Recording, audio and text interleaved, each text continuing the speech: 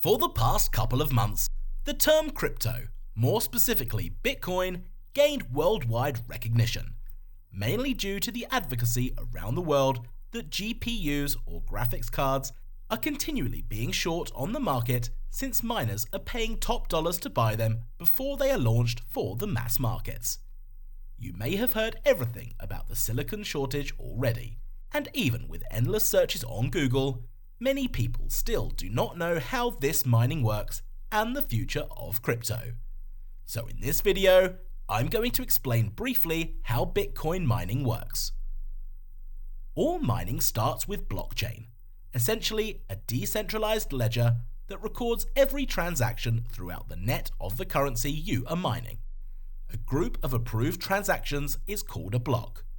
These blocks are tied together to create a chain, hence the term blockchain. A miner will add blocks to the existing blockchain in the Bitcoin network. This all sounds simple, but it requires an extreme amount of computing and electrical power. At any given moment, many miners are trying to solve the problem, and the one who solves the problem will be rewarded with a certain amount of Bitcoins that can be sold in the open market for a local currency. As of November 2020, the reward rate was 6.25 Bitcoins. But it is important to remember that the reward rate is cut in half every 210,000 blocks, which, as of the current number of miners and computers rigged on mining, takes 4 years. This process is called halving. It is enforced using the Bitcoin algorithm to ensure the predictable, unaltered rate of introducing new Bitcoins into the existing supply, eliminating inflation concerns.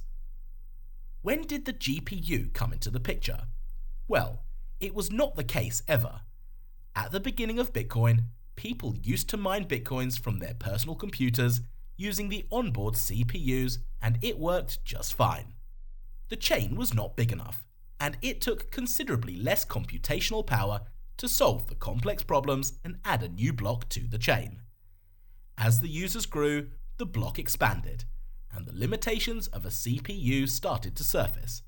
It had to keep up with all the processing going on in a computer with an additional mining task. Enter the GPU mining era, which offered multiple benefits over the use of CPUs.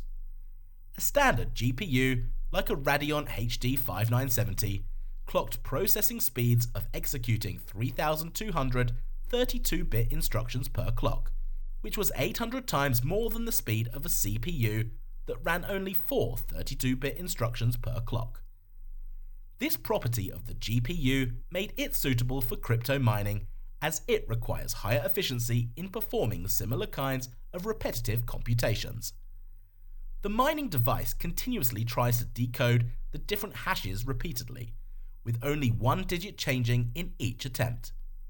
A hash is a function that converts an input of letters and numbers into an encrypted output of a fixed length.